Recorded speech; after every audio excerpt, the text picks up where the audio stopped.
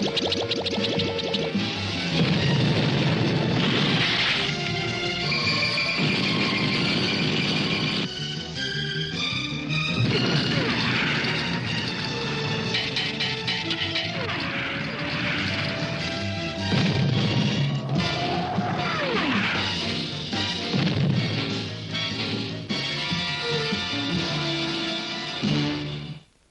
everybody, this is Petey from the Spinner Rack, and today I'm going to talk to you about the Fantastic Four and their introduction into the Marvel Cinematic Universe.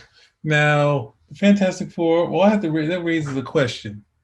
What will make the Fantastic Four special in the Marvel Cinematic Universe when you have all these other cool characters? You have the Avengers leading the way. You have what else you have in there? You have the Avengers leading the way. You have the X-Men come up from behind, and they were the number one superhero team. What about? I mean, even though these guys are the first, what makes these guys special? And why would anyone want to go see them when you have all these other movies? Now, before I give you a history of the well, I guess I should go history first. So I'm going to give you a brief history of the Fantastic Four, right? So here you have the classic logo, even though this is drawn by John Byrne. We open this up. We have this great picture of the characters here. We have Reed Richards with the ability to stretch. We have Sue Richards, Sue Storm originally, who turns invisible, Invisible Girl. We have Reed Richards, Mr. Fantastic. Was the Human Torch, which is Johnny Storm, and we have the Thing right here, right?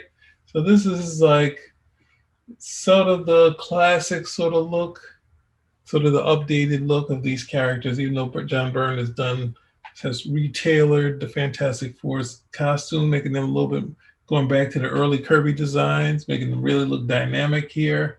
Torch has been pretty much the same throughout his time, and the Thing has morphed to many, many looks. But he was sort of the difference maker in the team also. Because you've seen sort of the astronaut, sort of Renaissance man.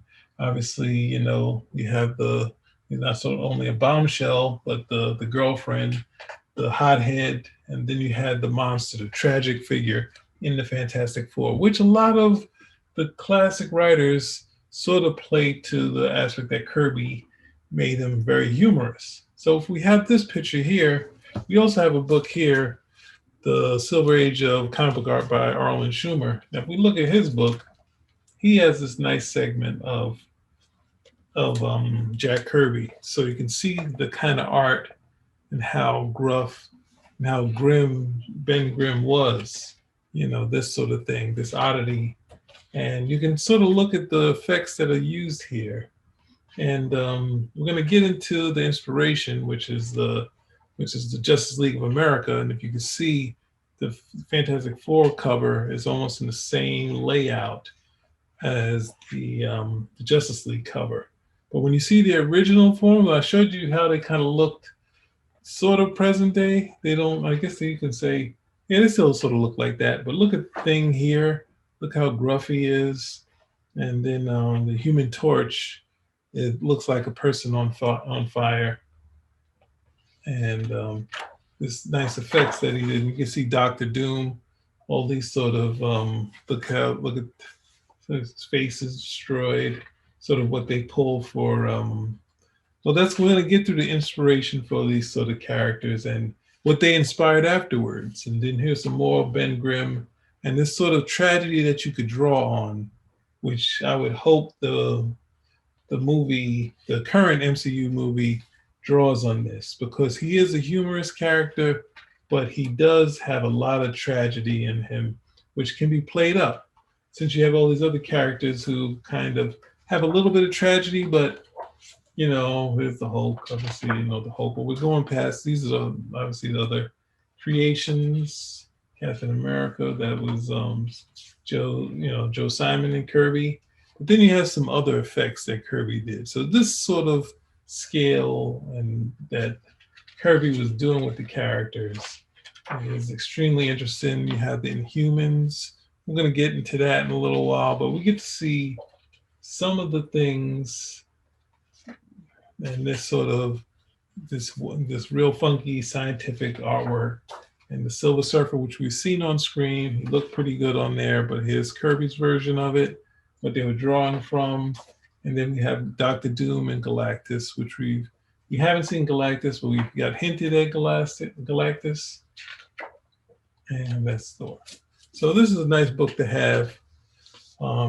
There's many other creators in this book, so let's check it out. But we have the Fantastic Four here. And as I said, we have the Justice League of America, which is the initial inspiration that caused Martin Goodman, the publisher of Atlas Comics at the time, to say, give me a group of superheroes like that one, because that's a success.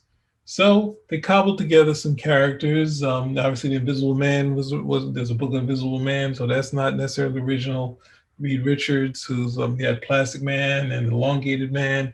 There was already a Human Torch, but this character draws from the Atlas monsters.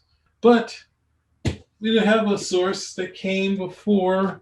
Well, what came from that is the Challenges of the Unknown. We see these characters.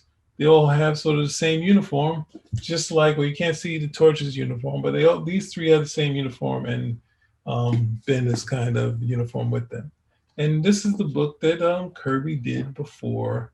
I think the inspiration, well, we'll get to the inspiration for this in a little while. But the idea, these four characters going up in a plane, it crashes, and they decide to take on adventures because they're living on borrowed time, right? So these guys, and they basically had the same sort of outfits. Now, people go to the fact that there's four of them. They had the same sort of similar outfits, but it's sort of like Kirby was kind of doing the same sort of thing he did with these characters, even though the Fantastic Four goes into space. These characters and the Fantastic Four, they both draw from a book called The Lost Horizon, where these characters go on this plane trip. I think it's to Shangri-La, and they crash land, but it's many different personalities. It's like 4 or 5 different personalities, and they go to this weird land. Reed and these explorer characters, and that's the other thing I forgot. I forgot the major point, that there's a Twilight Zone. Like, people also look at Fantastic Four's origin, and they say, these 4 characters, these 2 are the only ones that should be able to go on this flight. What are these 2 characters doing on this flight? So there's also a Twilight Zone called Third from the Sun, where these characters know that their planet's going to, these humans know that their planet's going to explode. So the lead character that looks like the early version of Reed takes his family in a rocket ship. There's one guy that's going against him. He doesn't look like Ben, but he's kind of the bigger, more gruff sort of character, and he's kind of egging on the scientist guy. And then all of them go together. The whole family goes on this spaceship, and they leave their planet to go to the third planet from the sun. So there's so many bits that it's drawn from, not just the Challengers. So I just wanted to bring that up. And the Challengers is chock full of different locales. Now, this is one of the first sort of multi-genre comic books. So, and this, what the Fantastic Four would take from that too. This, they can do monsters, they can do different lands, they can do sci-fi, they can do a whole bunch of stuff. So but they all did that in the multi-stories that are in the Challenges Unknown. And the Fantastic Four kind of draws from that too. But the difference with them is that the Fantastic Four, they had different personalities. And that's a big thing for comic books. When we think of Batman and Superman, we kind of have an idea what their personality was. When we saw them in the Justice League, they all were sort of the same. And then the same with the Challengers.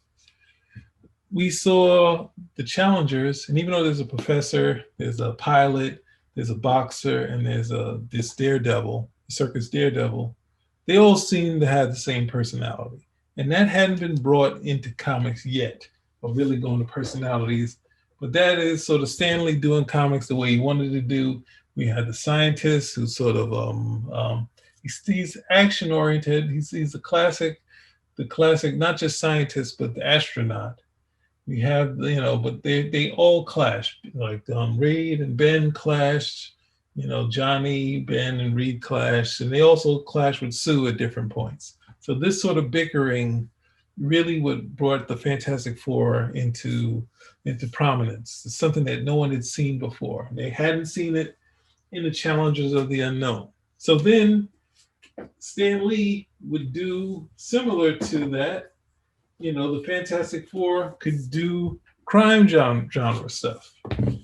They could do monsters, right?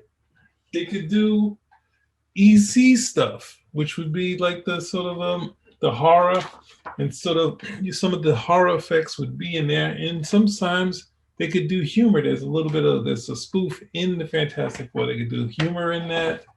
They could also do sci-fi. And if you look, well, I don't think this has it in this book, but it's sort of the same subject matter. The Kirby's using the same thing from here, and he brings it to the Fantastic Four. Why give up a good idea? You could do different times. They would go into the past. So you have the Heroes of Spartan.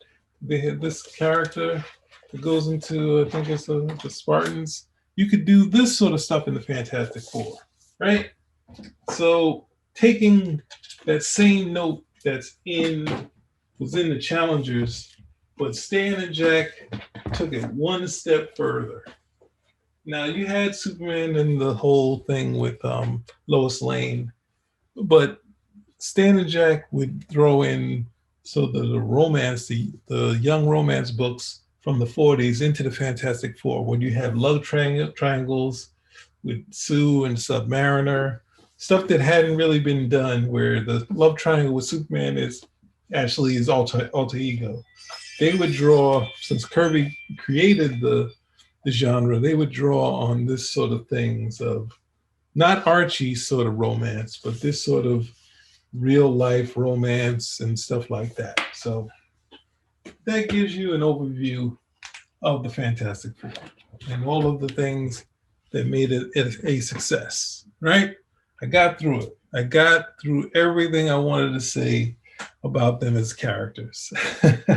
So with that said, does that sell you on the Fantastic Four? No, because you got the Avengers. And that's the thing. Let's go through the Marvel movies. How do we make these guys different? Because all this stuff is novel. It's all great. It's all cool having all this stuff that they did. And they did in the 60s. And they did it to death from 60 to 70 until Kirby left. And, they it didn't struggle. The book was probably the number one teen book in the 70s till the X-Men came along. And then Byrne came back and it was the number 2 book, still with the X-Men, but it was selling very well. And it's had its ups and downs. It had a big up when I think Jim Lee was on the book. And then later when Mark Waid was on the book, who's also in this book here. But if we go to Marvel, well, I don't even have to go any further to the Marvel movies yet. I can go to The Incredibles. Are we going to talk about it? What? The elephant in the room. What elephant?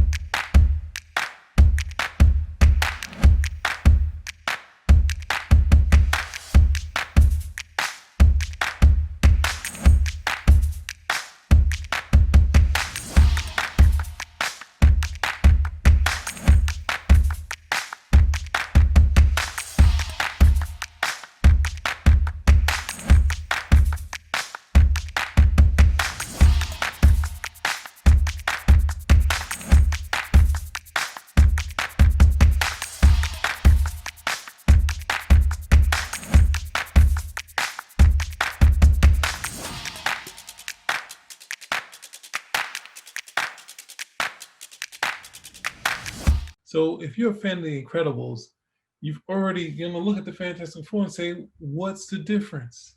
Why I want more Incredibles. And it's animated. They could do whatever they want. But, that's the interesting thing that basically it was once parody because it was kind of a parody of the Fantastic Four because you have Mr. Incredible, who's similar to the Thing, struggling through. Keep looking at that. I guess we should be looking at these characters here, right? Mr. Incredible is just sort of like the Thing, struggling going through doors. Dash is the hothead like the Human Torch. This would be more so Dot, who's in invisibility. And then you also have Elastigirl, who's the leader and is like Reed Richards, the smart one in the team, right? Doesn't have the Mr. Fantastic aspect where she's created all these gadgets, because that's where they say, people say, why is he called Mr. Fantastic? Well, how arrogant, right? And do I have anything here? I don't have. I'm going to show you some clips of. If you look at all of the different tech that Reed has made, that's why he's Mr. Fantastic, and that's what you can bring in. He should be doing way more than Tony Stark. So him, Doom, these guys are the smartest guys on the planet, more so than Tony Stark. Tony Stark is more an industrialist, but you first have the Incredibles borrowing a lot of the Fantastic Four. And if you imagine, they have these costumes, uniform costumes, just like the Challengers, the Fantastic Four, and the Incredibles, but they have masks on. But if you look at Kirby's original drawings, had the Fantastic Four with masks on. At some point, Stan had already, I guess Stan had decided they didn't need it because they'd already had their identity. Their identity was revealed, in issue one. Issue one, they're running around without masks on. The only one that's sort of covered is the Thing, and sort of is in hiding. So, with that said, you had the first thing that kind of borrowed everything from that, right? So, if you borrowed that much from that's the core. That's the hard thing to do. If they took the core of the Fantastic Four, but if I look at the Marvel Cinematic Universe, I look in the first phase, we have Iron Man, we have the Hulk, we have Iron Man 2, we have Thor, we have Captain America, the First Avenger, and we have Marvel Avengers. And the only thing that's really similar to the Fantastic Four is Marvel's The Avengers. And that captured the bickering of, these characters. So it captured that bickering that was in between these characters, where we get into almost fist fights all the time, between especially, sometimes Reed and Ben, but more so. But then they were at odds with Sue before. I already said that. So let's go to phase two. Iron Man 3, not so much. Then we have Thor the Dark World. I don't believe anything's in there. And then we have Captain America Winter Soldier. And that has the team up aspect. Is something that the Fantastic Four first did, where they would have different characters team up in a book. So they would, like this, they would have the Avengers in their book. They would have, the X-Men, that sort of thing. And Winter Soldier is sort of borrowing that, but then that's a Marvel thing. But that Marvel stuff comes from these characters, right? So with that said, what do I want to do? So we keep going. We have the Guardians of the Galaxy. Now these guys, in their first story, what do they take? They have Ronan the Accuser. So they have a Kree. They have the Kree and Ronan the Accuser. He's a Fantastic Four villain. So if you like well, they wouldn't have been a comedy, but if you like the Guardians of the Galaxy, that's a Fantastic Four villain. That's a villain that could have been theirs, right? Age of Ultron has more of the bickering, but it also has Wakanda. Wakanda comes from the Fantastic Four, right? So then we have Ant-Man. This is still phase two. Ant-Man has Subatomica. That is the Fantastic Four. That whole area going subatomic. They went subatomic first because of Reed Richards, right? So Civil War has the Black Panther. The Black Panther was introduced in the Fantastic Four first. Doctor Strange, that had all the stuff created by Ditko, so I don't believe they have anything from the Fantastic Four in it. So that's it. But then we get the Guardians too. Now, Guardians 2 has Ego, which was a Thor character, but John Byrne used Ego in the story, had the Fantastic Four fight Ego. And in that story, they have the idea to strap a bomb to the thing's back and try to restart his rockets to get him out of the Earth's atmosphere. And that's basically, they have in the Guardians 2, they have a bomb, and the bomb, and I think Groot takes the bomb. It starts, I guess it destroys Ego, and then they able to pluck Groot out of space. I think that's what happens. It's been a while, right? So with that said, they also have there's a cocoon at the end of Guardians 2. And the cocoon will lead to another character that was created by the Fantastic Four. But that character was kind of borrowed from a Lost in Space sort of thing. So we go along, we have Homecoming that really doesn't have anything that I can think of the Fantastic Four. That really feels like one of the purest Marvel cinematic, like the original ones were kind of pure, but this is them going their own direction where the first stuff really drew from the comic books, but this is Homecoming is kind of their first sort of foray of doing their own stuff, right? But they had team up, they had Iron Man. That's asking too much. Now you have Thor Ragnarok, and this borrows from so many issues of Walter Simonson's Thor. You're going to say, how am I going to connect this to the Fantastic Four? And I am, because you have Planet Hulk. Now, Planet Hulk, story where the Hulk gets shot into space and he starts fighting in these tournaments in this other world. Now, in one of the late Kirby runs, the Thing is taken to space by a Kree, like Kree operative, and he goes to I don't think it's a Skrull homeworld, but they've taken over a planet. They become like gangsters, and they have the Thing fighting in these tournaments with these tragic sort of monsters that don't want to fight, same like Ben, but they have to kill each other.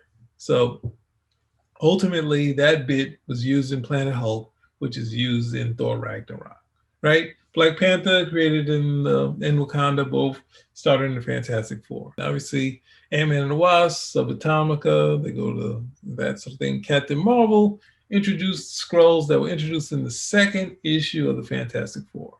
So you have another villain that could be another movie for these guys, right?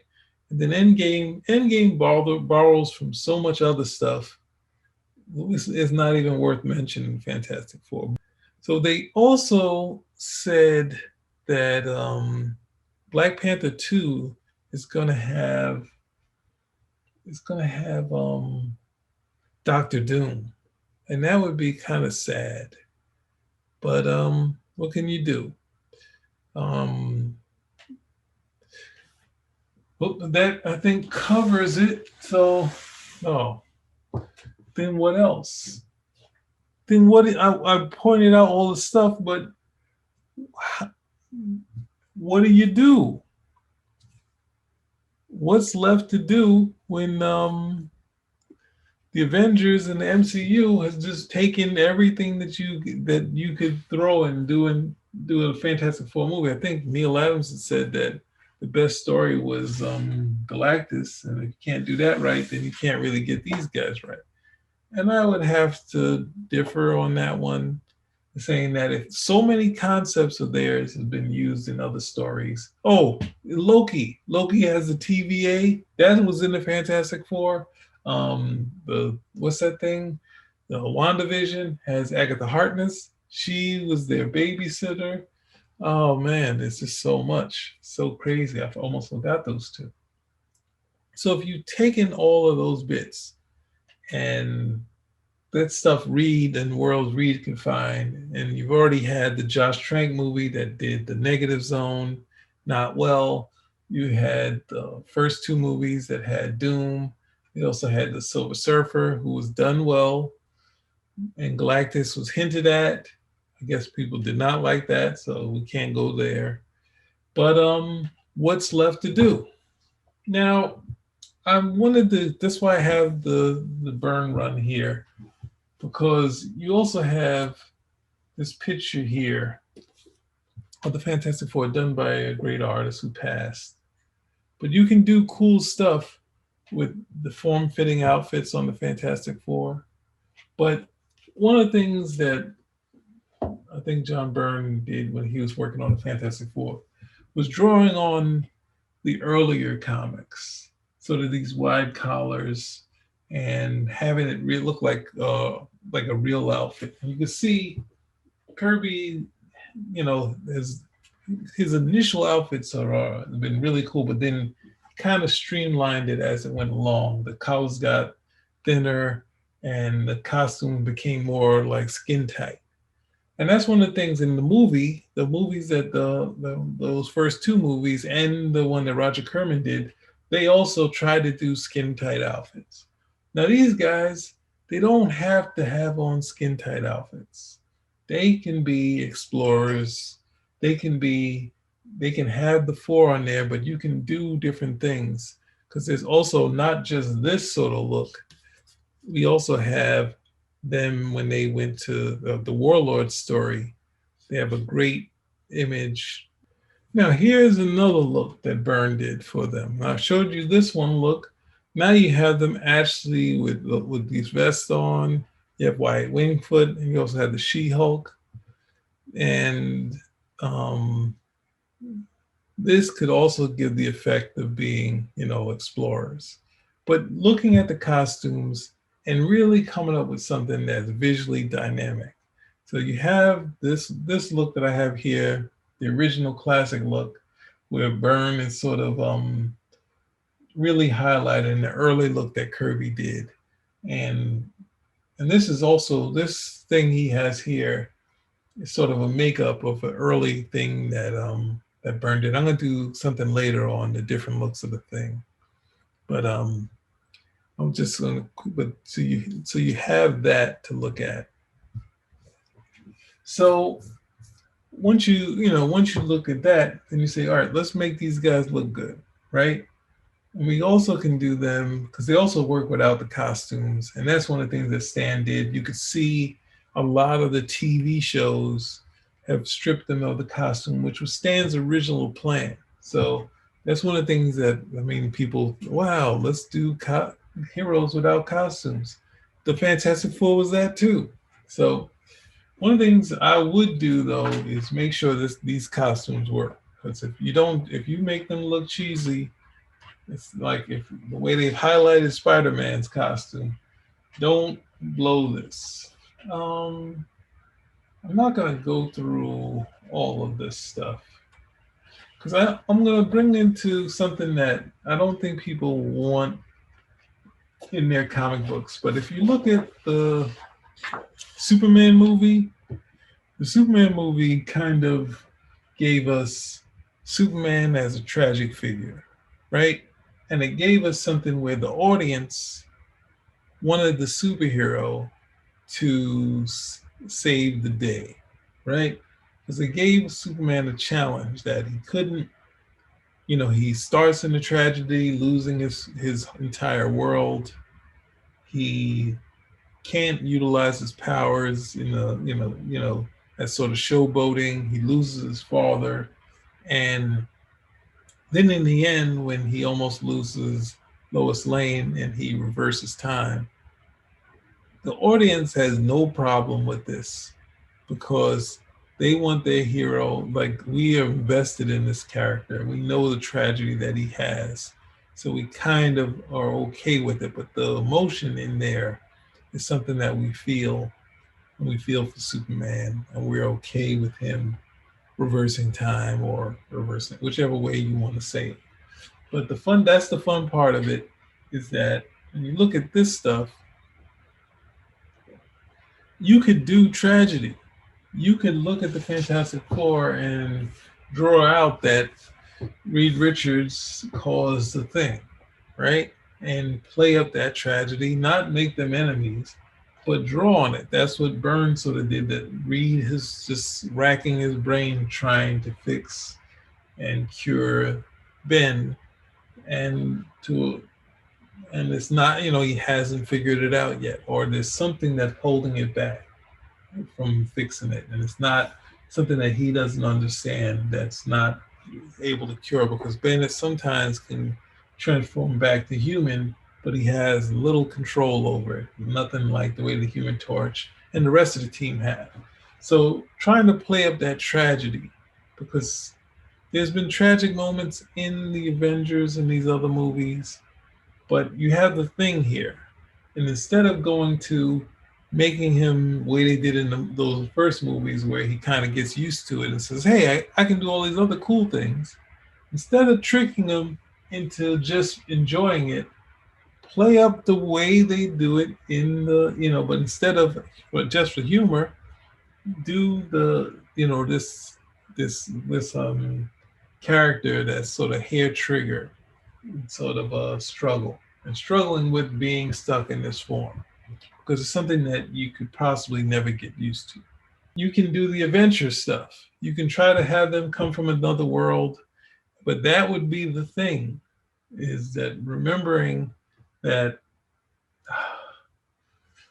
the hard part is when you just have them adventurers, you don't get what Byrne was trying to do and what was aspects of Kirby's early thing, and is that we have this. One of the things that John Byrne is doing here is constantly not just having them interact with um, each other, they're interacting with a whole host of New Yorkers. Even the villain is interacting with someone that's in his house. And that's one of the things that Byrne played up, since sort of these characters doing human everyday things is one thing, and Byrne sort of put the Fantastic Four right in the middle of New York. That's one of the things that you could really sort of do, sort of these heroes for the people, where the people are in danger, and Ben Grimm helps her after she helped him, and he's sacrificing himself in this case. And that's one of the things that you could do, but all through this book, you have elements of the heroes sort of interacting with normal characters. Now, that's not going to be true for every issue, but you know, and here's another shot of the outfits. That's in the the monster, the dinosaur hide thing, Twin Towers, the sort of thing of keeping it in New York City. This could be an aspect that could play out really well. And this is them teaming up with the Avengers, and Reed kind of takes charge over here immediately.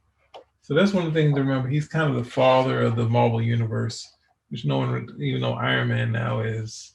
And here's a classic thing of Galactus, but really playing up New York City. And obviously you can't do New York City, but everything that could be something that you could do. Having, even when you go to Doctor Doom and Latveria, having them the heroes in these areas, and having normal people sort of interacting with them, like having these moments in the book, in the movie, where these real things happen, right? Which could be fun, but the aspects of, would people go for a high sci-fi level thing, which would work for me, but would they also go with Byrne on this trip? So, with that said, we got tragic heroes, the tragic aspects of the characters. You also have the Torch, so it won't be all tragedy, right? And the Thing has a lot of humor, so you can figure that out. I guess being able to do the multi-genre format, that would be interesting too. What else? The cool costumes.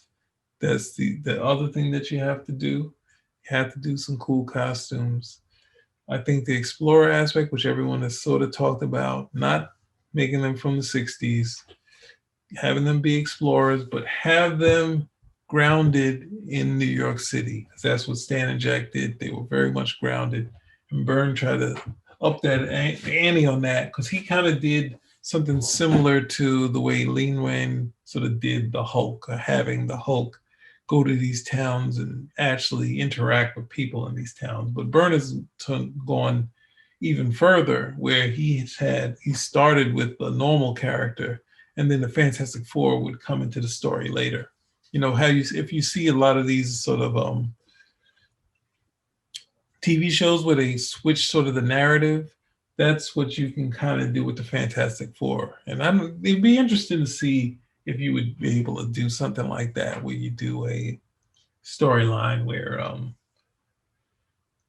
you switch the narrative. You introduce a very ordinary, boring human character, and the Fantastic Four shows up. But I don't know. People need their action, so it's a tough thing. And people kind of been, you know, upset with the first Superman movie, saying we need more action. When ultimately, but I pointed out all the stuff that drew from the Fantastic Four to say it has merit, that it's since it's so great and people want to borrow and steal all of their villains, do what Byrne did. Byrne used his. I mean, he could have. What could he have done? I mean, he could have went to the. I don't know. He left the X-Men. When he left the X-Men, he went to the Fantastic Four, and he could have just listed all the FF villains and did from 1 to 100 and did stories with each villain, just the Fantastic Four fighting them. And to his credit, he decided to do stories, like do real, beginning, middle, and end stories, that sort of thing. Not just saying, sorry to use Hush, even though Hush has an arc. It's like saying, I'm going to somehow involve all these characters. But when you get to the Joker story has no story in there. It's just drawing of all the past, saying, should I kill him? Should I not? And that's not a story. That's sort of just having the Joker in the story. So, and there's still obviously fights and all this stuff in the Byrne run. There's obviously the villain, the villain of the month thing in the Fantastic Four, but they always a beginning, middle, and end story. So I guess that's about it.